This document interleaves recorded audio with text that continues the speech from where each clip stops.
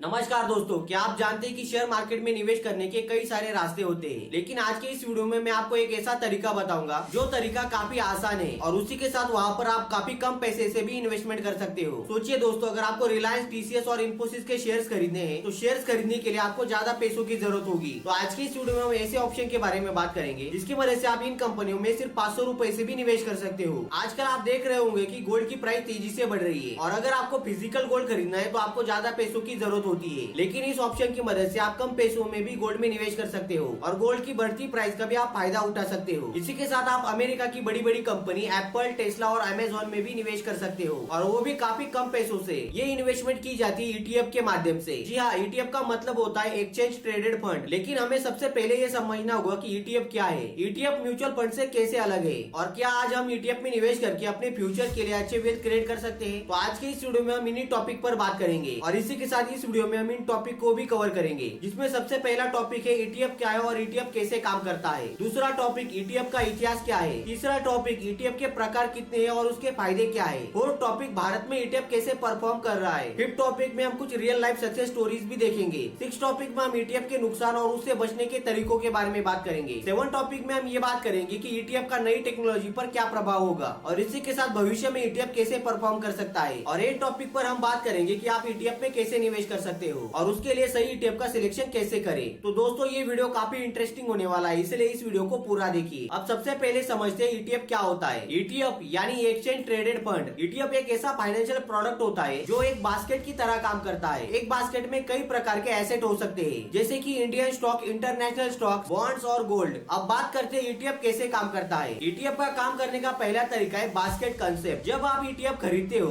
तो आप उस बास्केट में मौजूद हर एसेट का हिस्सा बन जाते हो। तो इसे मैं आपको एक सिंपल एग्जांपल के साथ समझाता हूँ। मान लीजिए आपने निफ्टी 50 का ईटीएफ खरीद लिया, मतलब आपने निफ्टी 50 के 50 कंपनियों में अपना पैसा लगाया। इसका मतलब ये होता है कि उन 50 कंपनियों में आपकी थोड़ी थोड़ी हिस्सेदारी होगी। ईटीएफ का काम करने का दूसरा तरीका होता है ईटीएफ ट्रेडिंग। आपने शेयर मार्केट में स्टॉक ट्रेडिंग तो सुनी होगी, लेकिन उसी के साथ ईटीएफ की भी ट्रेडिंग होती है। ईटीएफ को आप शेयर मार्केट में रियल टाइम प्राइस पर खरीद सकते हैं और उसे बेच सकते हैं। जैसे कि आप स्टॉक्स को खरीदते हैं, फ्यूचर एंड ऑप्शन को खरीदते हैं, उसी तरह ईटीएफ की भी ट्रेडिंग की जा सकती है। कई सारे लोगों को लगता है कि ईटीएफ और म्यूचुअल फंड एक ही है, लेकिन ईटीएफ और म्यूचुअल फंड एक नहीं है। ईटीएफ रियल टाइम प्राइस पर ट्रेड होते हैं, लेकिन म्यूचुअल फंड एनएवी पर ट्रेड होते हैं। आई होप आपको ये डिफरेंस समझ में आया होगा। इसी के साथ जब भी आप म्यूचुअल फंड में निवेश करते हो तो आपको एक्सपेंस रेशियो देना होता है। इसी तरह जब भी आप ईटीएफ में निवेश करते हो तब भी आपको एक्सपेंस रेशियो देना होता है, लेकिन म्यूचुअल फंड का एक्सपेंस रेशियो हाई होता है एज कम्पेयर टू ईटीएफ और इसी की वजह से ईटीएफ म्यूचुअल फंड से फायदेमंद हो सकता है। अब जानते हैं ईटीएफ की शुरुआत कब हुई थी। ईटीएफ की शुरुआत साल 1993 में अमेरिका में हुई थी। दुनिया का जो पहला ईटीएफ था उसका नाम था SPDR S&P 500 ईटीएफ। इस ईटीएफ को बनाने के पीछे ऑब्जेक्टिव ये था कि इन्वेस्टर कम अमाउंट के साथ स्टॉक्स खरीद सके और इसी के साथ उन्हें डाइवर्सिफिकेशन का फायदा मिल सके। अब जानते हैं भारत में ईटीएफ की शुरुआत कब हुई थी। भारत में जो पहला ईटीएफ लॉन्च हुआ था वो साल 2001 में लॉन्च हुआ था और इस ईटीएफ का नाम था निफ्टी 50 ईटीएफ। लेकिन शुरुआत के दिनों में जब ये ईटीएफ भारत में लॉन्च हुआ था तब उस टाइम इस ईटीएफ को सक्सेस नहीं मिली थी, लेकिन आज के दिनों में ये ईटीएफ अच्छा परफॉर्म कर रहा है। वही साल 2014 के बाद ईटीएफ की दुनिया में क्रांति हुई। उस समय एक ईटीएफ था जिसका नाम था CPSE ईटीएफ और इस ईटीएफ के माध्यम से लोग सरकारी कंपनियों में पैसा लगा सकते थे, जिसकी वजह से लोगों को पता चला कि ईटीएफ भी निवेश करने का एक बेस्ट ऑप्शन है। लेकिन ईटीएफ एक बेस्ट ऑप्शन है ये लोगों को तब पता चला जब मार्केट में जीरोधा और ग्रो जैसे डिजिटल प्लेटफॉर्म आए और इन डिजिटल प्लेटफॉर्म ने ईटीएफ को आम इन्वेस्टर तक पहुंचाया। और आज की डेट में ईटीएफ में सिर्फ रिटेल इन्वेस्टर ही नहीं निवेश कर रहे, बल्कि बड़ी बड़ी ऑर्गेनाइजेशन भी ईटीएफ को पसंद कर रही है। आज की डेट में ईटीएफ की दुनिया इतनी बड़ी हो चुकी है कि भारत में ईटीएफ का asset under management 5 lakh crore से ज्यादा का हो चुका है और ये हर साल तेजी से बढ़ता चला जा रहा है। अमेरिका में ईटीएफ का एसेट अंडर मैनेजमेंट $5 ट्रिलियन का हो चुका है। इससे हमें ये पता चलता है कि कितने सारे इन्वेस्टर और कितना ज्यादा पैसा ईटीएफ में लगाया जा रहा है। इससे ईटीएफ की पॉपुलैरिटी का पता चलता है। तो दोस्तों, आप जानते हैं ईटीएफ के कितने प्रकार है। आज के टाइम में अगर देखें तो ईटीएफ के टोटल 6 टाइप है। सबसे पहला इंडेक्स ईटीएफ, दूसरे नंबर पर है गोल्ड ईटीएफ, तीसरे नंबर पर इंटरनेशनल ईटीएफ, फोर्थ नंबर पर है थीमेटिक ईटीएफ, फिफ्थ नंबर पर है बॉन्ड ईटीएफ और 6 नंबर पर है कमोडिटी ईटीएफ। तो चलिए इन ईटीएफ को हम डिटेल में समझते हैं। सबसे पहले नंबर पर है इंडेक्स ईटीएफ। इंडेक्स ईटीएफ एक इंडेक्स होता है। ये इंडेक्स निफ्टी 50 या सेंसेक्स को ट्रैक करता है। मान लीजिए आप निफ्टी 50 ईटीएफ खरीदना चाहते हो। इसका मतलब ये होता है कि निफ्टी में जो 50 कंपनियां होती है आप उस कंपनियों में निवेश करना चाहते हो। ईटीएफ का दूसरा टाइप है gold ETF. Gold ETF physical gold की प्राइस को ट्रैक करता है। जब भी आप फिजिकल गोल्ड खरीदते हो तो आपको कई सारे चार्जेस देने होते हैं, जैसे कि मेकिंग चार्जेस, जीएसटी।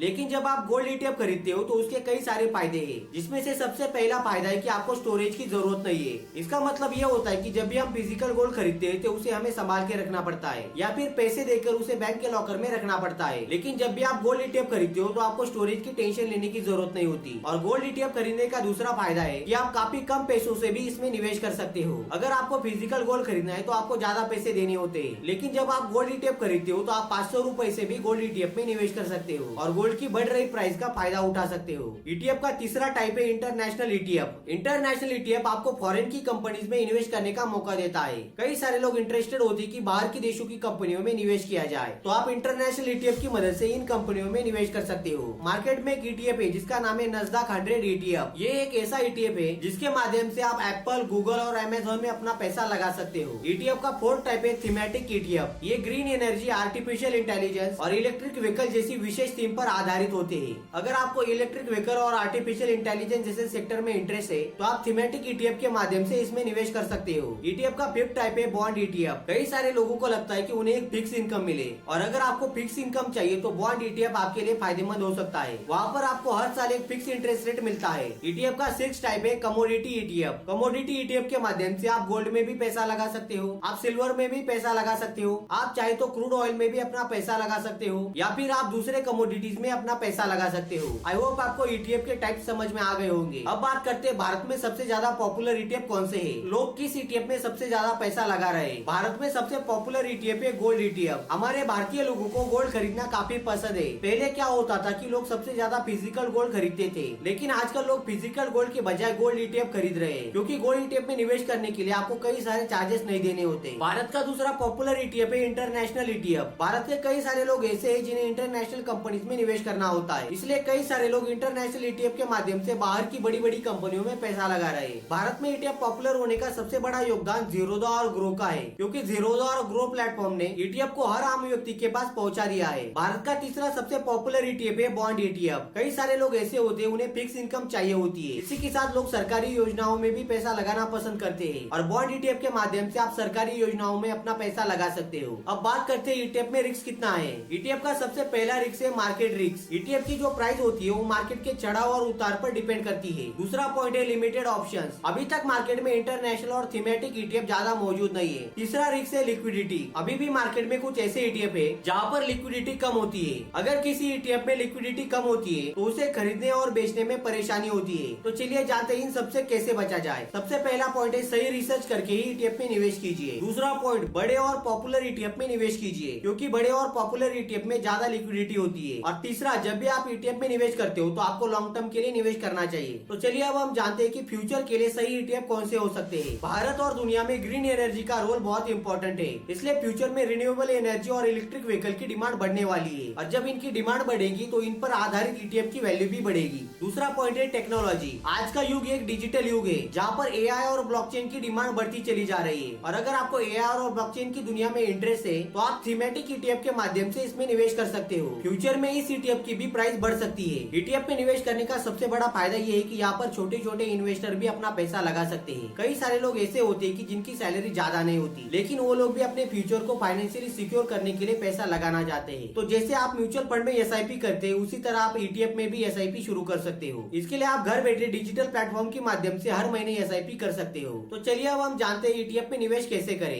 इसके लिए आपको सबसे पहले ट्रेडिंग प्लेटफॉर्म का सिलेक्शन करना होगा। मार्केट में ऐसे कई सारे डिजिटल प्लेटफॉर्म है जिनके माध्यम से आप ETF में निवेश कर सकते हो, जैसे कि ज़ीरोधा, ग्रो और अपस्टॉक। ETF में निवेश करने के लिए यहाँ पर आपको डीमैट अकाउंट ओपन करने की जरूरत पड़ेगी। ETF में निवेश करने का दूसरा पॉइंट है सही ETF का सिलेक्शन कीजिए। ETF का सिलेक्शन अपने गोल के अनुसार कीजिए। अगर आप भारतीय शेयर मार्केट में निवेश करना चाहते हैं तो इसके लिए आप निफ्टी 50 ETF का सिलेक्शन कर सकते हो। अगर आप गोल्ड में निवेश करना चाहते हो तो आप गोल्ड ETF का सिलेक्शन कर सकते हो। अगर आप इंटरनेशनल कंपनीज में अपना पैसा लगाना चाहते हो तो आप इंटरनेशनल ETF में अपना पैसा लगा सकते हो। ETF में निवेश करने का तीसरा पॉइंट है SIP यानी सिस्टमैटिक इन्वेस्टमेंट प्लान। आप हर महीने सिर्फ 500 रुपए से भी ETF में SIP की शुरुआत कर सकते हो। SIP के जरिए आप हर महीने छोटी छोटी अमाउंट ETF में निवेश कर सकते हो। यही अमाउंट धीरे धीरे आपके पोर्टफोलियो को मजबूत बनाएगी और इसकी वजह से रिस्क कम हो जाएगा। SIP करने का सबसे बड़ा फायदा ये होता है कि यहाँ पर आप मार्केट के अप्स एंड डाउन्स में अपना पैसा निवेश करते हो, जिसकी वजह से रिस्क कम हो जाता है। और अगर आप लॉन्ग टर्म के लिए ETF में हर महीने SIP करते रहोगे तो 10 या 20 साल में ETF कंपाउंडिंग की मदद से आपके पैसों को ग्रो कर देगा। ETF में निवेश करते टाइम आपको मार्केट के ट्रेंड पर नजर रखनी चाहिए और मार्केट का ट्रेंड देखकर ही अपनी इन्वेस्टमेंट कीजिए। ध्यान रहे कि आपको ETF में इन्वेस्टमेंट लॉन्ग टर्म के लिए ही करनी चाहिए, क्योंकि कंपाउंडिंग का ज्यादा फायदा लॉन्ग टर्म में ही मिलता है। फ्यूचर में ग्रीन एनर्जी की डिमांड ज्यादा बढ़ने वाली है, तो आप ETF के माध्यम से ग्रीन एनर्जी में पैसा लगा सकते हो। जैसे मैंने आपको पहले बताया कि ETF का एक्सपेंस रेशियो काफी कम होता है, मतलब ETF काफी कम फीस में आपके पैसों को मैनेज करता है, मतलब ETF काफी कम खर्च में आपको इन्वेस्टिंग की अपॉर्चुनिटी देता है। तो दोस्तों, इस वीडियो में हमने समझा कि ETF क्या है और ETF कैसे काम करता है। इसी के साथ हमने इस वीडियो में देखा कि ETF के टाइप्स कितने हैं और कैसे हम ETF का इस्तेमाल करके अपनी इन्वेस्टमेंट को बढ़ा सकते हैं। हमने ETF के उन सेक्टर के भी बारे में बात करा जो फ्यूचर में बढ़ सकते हैं। हमने इस वीडियो में इस टॉपिक पर भी बात किया कि आप सही से ETF कैसे खरीद सकते हो। अब आपका काम है कि सही रिसर्च के साथ अपने ETF का सिलेक्शन करना। और फिर भी अगर आपके मन में कोई डाउट है तो हमें कमेंट सेक्शन में जरूर पूछिए। तो अगर आपको ये वीडियो पसंद आया है तो वीडियो को लाइक कर हमारे चैनल को सब्सक्राइब कर लीजिए और ये वीडियो अपने 10 दोस्तों के साथ जरूर शेयर कीजिए। तो चलिए मिलते हैं नए किसी इंफॉर्मेटिव वीडियो में, तब तक के लिए जय हिंद, वंदे मातरम।